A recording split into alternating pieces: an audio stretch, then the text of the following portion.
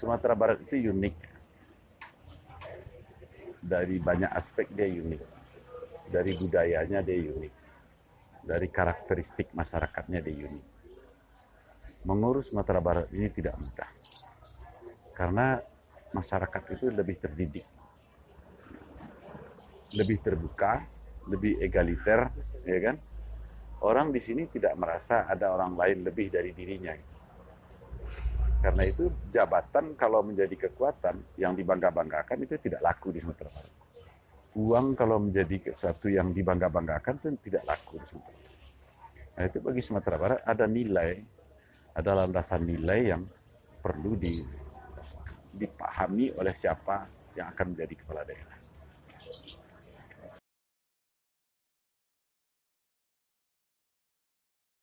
Sumatera Barat ini kan sebenarnya perlu dicari ya, apa kekuatan dari Sumatera Barat, apa kelemahan. Mungkin kelemahannya letaknya di Samudra Hindia, di bibir Samudra Hindia. Seluruh wilayah yang berada di bibir Samudra Hindia, di wilayah Sumatera ini, termasuk di Jawa, itu relatif lebih lambat perkembangannya dibandingkan dengan yang sebelah timur. Kenapa? Karena orientasi ekonomi sekarang ini kan masih ke timur. Ada Singapura di situ, ada Malaysia, ada Thailand sebagai titik ekonomi, titik kekuatan ekonomi. Sementara di Samudra Hindia kan jarak jauh, kos besar, ombak besar gitu. Ini dalam kompetisi kan rugi.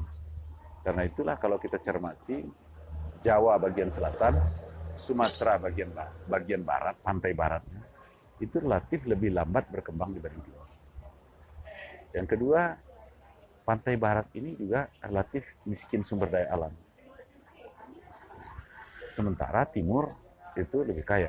Dia punya minyak, punya gas, punya bahan galian tambang dan sebagainya. Lihat saja mulai dari Lampung, Sumatera Selatan, ya kan, Riau. Tapi lihat di baratnya, mulai dari Liwa, Sumatera Barat, ya kan? Terus ke Sumatera Utara, apa namanya, di Sibolga, Natal Sibolga, terus ke Aceh, gitu kan? Itu semuanya relatif terlambat dan kekuatan sumber daya alamnya juga sedikit. Tapi itu jangan jadi kendala yang harus diratapi. Kalau kita lihat bagaimana Lee Kuan Yew membangun Singapura, Singapura juga tidak ada apa-apa. Singapura air saja harus membeli dari Johor. Tapi Singapura mengatakan kami tidak ada apa-apa, tapi kami bisa mengadakan apa saja. Nah, bagaimana membuat seperti itu? Jadi kita mungkin saatnya beberapa tahun ke depan kita tidak lagi bicara resource ya, sumber daya alam, tapi kita bicara kreativitas, apa keunggulan-keunggulan yang bisa kita eksploitasi untuk kemajuan daerah ini. Contoh misalnya, saya melihat Sumatera Barat ini misalnya kekuatannya ada di manusianya. Dia sudah lama berdemokrasi, itu satu keunggulan. Terus dia punya sikap egaliter, ya kan? Masyarakatnya terbuka. Itu sebenarnya sebuah kekuatan untuk mengkritisi pemerintahan sekaligus, mulai dari nagari sampai dengan provinsi.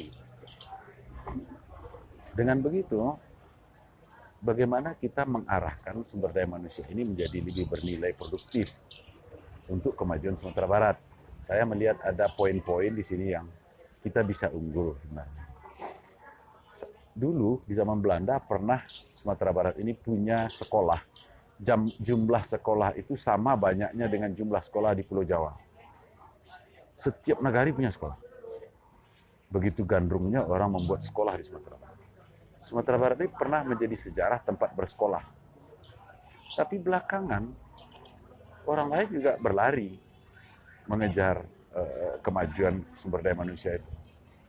Katakanlah hanya seperti Riau. Awalnya mungkin Riau tertinggal dari Sumatera Barat. Tapi belakangan Riau mengambil dosen-dosen dari Sumatera Barat. Dia punya uang banyak untuk membangun fasilitas, sarana, prasarana, labor, gedung, dan sebagainya.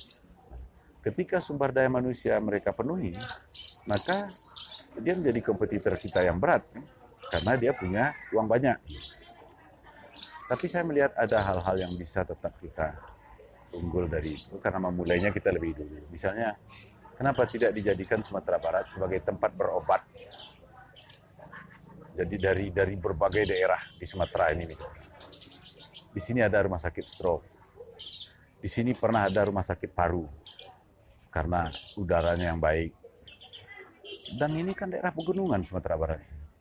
Pasti cocok untuk rumah sakit paru. Nah, beberapa jenis rumah sakit khusus seperti itu, saya kira bisa menjadikan keunggulan Sumatera Barat. Tapi harus benahi manajemennya semua dulu. Benahi fasilitasnya, sehingga orang datang ke Sumatera Barat pergi berobat. Seperti halnya Malaka. Apa sih kelebihan Malaka? Malaysia itu menyepalakan anak-anaknya ke Andalas 100 orang dokter setahun. 100 orang dari Malaysia. Kenapa orang berobat ke Malaka, ke Penang? Apa yang kurang? Padahal dokternya sebagian tamat sini juga. D1 ke dokter. Yang kedua, pariwisata. Pariwisata dengan ciri tertentu. Kita kuat di makanan. Ya. Jadi wisata kuliner bisa kita kembangkan. Saya melihat sekarang bertumbuh bermacam jenis rendang, jenis kerupuk, jenis macam-macam makanan ya. Itu seperti juga daerah lain. Tapi sebenarnya ini bisa kita kembangkan terus. Tadi saya baru dari Payakumbuh, tadi ada Nagari Rendang. Di situ kami baca di jalan, Nagari Rendang. Itu kan bagus. Kalau beberapa daerah, Nagari Asam Padeh misalnya. Asam padeh yang paling enak di dunia ada di Sumatera Barat itu. Dan beberapa makanan gitu. Saya sudah menikmati asam padeh yang packagingnya bagus dari Sumatera Barat. Itu dikembangkan. Jadi bukan hanya dinikmati, dijual untuk Sumatera Barat, tapi juga bisa se-Indonesia, bahkan packagingnya. Dan itu tidak mahal sekarang, bukan suatu yang sulit sekarang untuk mendapatkannya packaging. Jadi wisata kuliner bisa menjadi kekuatan kita. Datanglah ke Padang atau ke Sumatera Barat untuk makan-makan. Yang kedua, wisata keluarga. Kita punya kekuatan adat Besar Sara. Itu bukan kelemahan pariwisata. Pariwisata tidak identik dengan seks, minum-minum bir, atau minuman keras, tidak. Orang kadang-kadang membawa anaknya pergi berlibur. Kan malu membawa ke tempat-tempat yang bebas, yang terbuka seperti di beberapa daerah. Nah, datanglah ke Sumatera Barat. Tapi di sini harus dibenahi. Objek-objek wisata itu harus dibenahi. View kita cantik-cantik. Orang semua mengakui. Saya beberapa bulan lalu bawa teman-teman dari lingkungan tempat tinggal di Jakarta. Semuanya terkagum-kagum. Tapi persoalannya, banyak objek wisata kita ini belum terbenahi. Sarana dan prasarananya, manajemennya dan baik. Salah satu objek wisata, keluhan teman itu masuk 3 kali pula. Bayar lagi di sini, bayar lagi di situ, bayar lagi di situ. Itu kan belum, orang pergi bersenang-senang, buat orang senang. Soal uang, itu biasanya orang tidak menghitung kalau pergi berlibur. Wisata keluarga jadi bisa. Wisata kuliner bisa. Jadi, dan dulu saya mengidekan bersama Menteri Pariwisata, Tour de Singkarak adalah untuk memperkenalkan betapa indahnya Minangkabau melalui sarana olahraga sepeda. Karena semuanya dilihat. Yang belum dilakukan sekarang, Tour de Singkarak itu belum disorot dengan televisi dan dijadikan paket yang bisa dijual di dunia. Beda dengan cara Singapura ketika mereka membangun Singapura. Kalau kita lihat Lee Kuan Yew yang baru tamat Cambridge, seorang sarjana hukum muda pulang kampung ke Singapura, lalu dia belajar bagaimana mengembangkan perbankan di Jerman ya, di Frankfurt, bagaimana perkembangan di New York. Dia mencari celah apa yang bisa dikembangkan di Singapura. Itulah yang menjadi kekuatan kemudian. Awalnya datanglah nyimpan uang di Singapura, uang dirahasiakan, uang tidak pakai bunga, siapa yang menyimpan dirahasiakan, itu kekuatan. Tapi belakangan sudah berkembang kemana-mana. Rembesan dari orang menyimpan uang di Bank Singapura.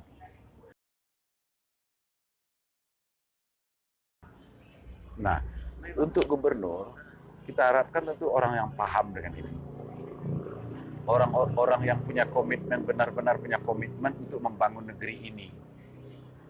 Benar-benar berniat untuk memajukan Sumatera Barat. Nah, tapi itu saja tidak cukup. Dia harus punya karakter yang mau mendengar. Di Sumatera Barat itu penting mau mendengar. gubernur yang mau bergaul dengan seperti budayawan Pak Alwi Karmena ini, Pak Rijal, dengan semua kalangan, mendengar semua kalangan. Saya terinspirasi dari Pak Harun dulu. Pak Harun itu awal Orde Baru, beliau ditunjuk seorang dosen dari UI, ditugaskan ke sini jadi gubernur. Tiap malam mengumpulkan orang, budayawan, seniman, sastrawan, orang perguruan tinggi, mahasiswa, organisasi HMI, Muhammadiyah. Beliau undang hampir tiap malam, rumah beliau itu penuh dengan tamu-tamu dan mendialogkan mau kita bawa kemana Sumatera Barat. Nah, tradisi itu sudah menjadi pakaian orang Sumatera Barat. Duduk bersama, belapang-lapang, duduk surang bersamping-samping. Itu memang karakter Sumatera Barat. Jadi semua orang harus dihargai, harus dihormati, harus didengar. Tapi agak complicated lah soalnya.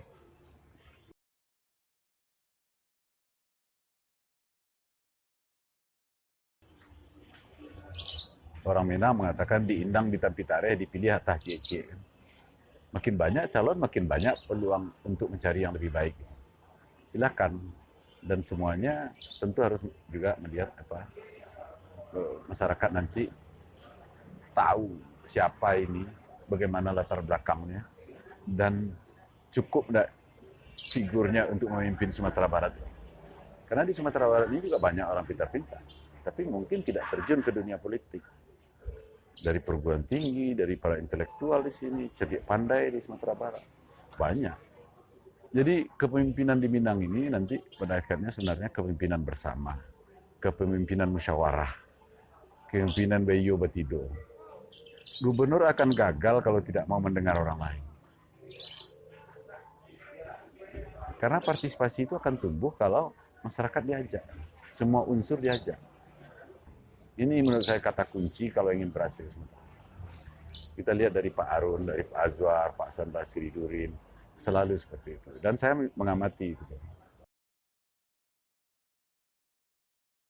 Ya. Sebenarnya membangun tradisi bersekolah itu yang paling penting ya. Dalam rencana untuk memajukan masyarakat itu adalah membangun tradisi belajar. Sumatera Barat ini punya keuntungan itu. Masyarakat Sumatera Barat itu sudah punya hakikatnya sudah punya tradisi bersekolah.